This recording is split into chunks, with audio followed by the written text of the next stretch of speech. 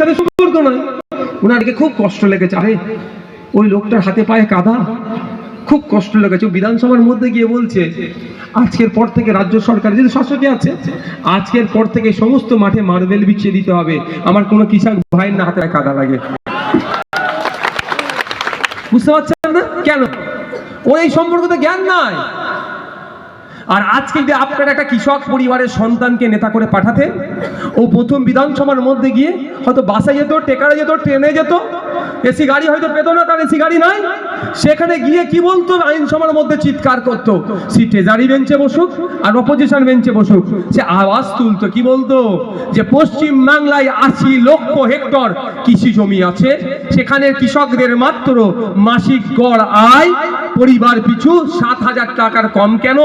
আর আমরা একটু আগে গিয়ে দেখি আপনার মেঘালয়ে মাত্র 313 হেক্টর জমি মেঘালয়ে আছে, সেখানকার কৃষকদের পরিবারের মাসিক গড় আয় প্রায় 30,000 টাকা।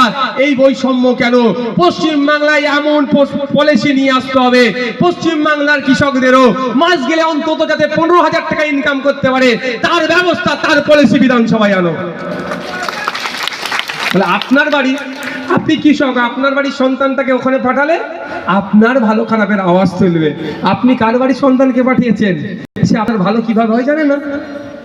আজকে মৎস্যজীবীর বাড়ি থেকে যদি হতো, আপনারা যে মৎস্য চাষের সাথে আছেন আপনারা জানেন না, অনেকে জানিয়ে দিচ্ছি কি হয়।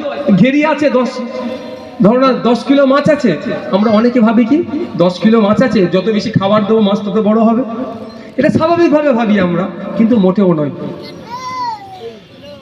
সবের একটা তো সায়েন্টিফিক একটা গ্রাউন্ড আছে, গবেষণা করে বলছে 10 কিলো মাছ থাকলে 2 কিলো মাছের খাবার দাম, তাহলে মাছটা দ্রুত বাড়বে। আর আমরা কি মাছ বাড়ানোর জন্য 10 কিলো মাছের খাবার দিচ্ছি, তাহলে 8 কিলো মাছের আমরা খাবারে এক্সট্রা দাম আমাদের খরচ হয়ে যাচ্ছে। তো আমরা বিধানসভার মধ্যে গিয়ে ইন্ডিয়ান সেকুলার ফ্রন্ট আমাদেরকে পাঠিয়েছে, আমাকে সংযুক্ত মোর্চার হয়ে অবশ্য তখন লড়াই করেছিলাম, আজও আমি সংযুক্ত মোর্চার বিধায়ক বলি, ইন্ডিয়ান সেকুলার ফ্রন্টের আমি চেয়ারম্যান। আমি গিয়ে বিধানসভার মধ্যে বা আমরা গিয়ে এই দাবিগুলি তুলি যে বিজ্ঞানসম্মতভাবে কৃষকদেরকে চাষ করার ব্যবস্থা সরকারকে নিতে হবে, যাতে করে আগামী দিনে কৃষকদের মাসিক গড় আয় বাড়ে, তার পলিসি সরকারকে নিয়ে আসতে হবে। এই আওয়াজটা আমরা তুলছি, এই জন্য আমাদের তাই আপনাদের বলবো আগামী দিনে পঞ্চায়েতের মেম্বার থেকে শুরু করে এমপি পর্যন্ত জনদরদি যে হবে, যে জনগণের কথা ভাববে, তা বলবেন। অন্যথায় কি হবে, সে তো পাকা বাড়ি, দোতলা বাড়ির মালিককে আপনি পঞ্চায়েতের মেম্বার বানিয়েছেন, ও আবাস যোজনার টাকা মারবে না তো কি? যার মাটির ঘর চাল দিয়ে পানি পড়ে সে টাকা মারবে? যার বাড়ির চাল দিয়ে পানি পড়ে সে যদি পঞ্চায়েতের মেম্বার হয়, তারা যদি আবাস যোজনার নামে লিস্ট করার দায়িত্ব দেওয়া হয়, সে বুঝতে পারে সে কত কষ্টে দিন যাপন করে। যখন বর্ষার বৃষ্টি হয়, তার বাড়িতে বৃষ্টির পানি পড়ে, সুতরাং সে কষ্টটা বুঝতে পারবে। তার হাতে ক্ষমতা আছে, তার বুথের যে সর্বোচ্চ গরিব সর্বপ্রথম তার নামটা এন্ট্রি করবে। কোন বিত্তশালী দোতলা বাড়ি মানুষের নাম সে আবাস যোজনায় ঢুকাবে না। আবাস যোজনা নিয়ে আগামী দিনেও কোনো দুর্নীতি হবে না। আর আমরা নেতা কাকে বানিয়েছি? যার 4 চাকা আছে, যার লরি আছে, তাকে নেতা বানিয়েছি। সে তো তুই মাল খাচ্ছে, আর যারও আবার 4 চাকা আছে তার নামে বাড়ি করে দিচ্ছে, আর প্রকৃত গরিবরা বাড়ি পাচ্ছে না।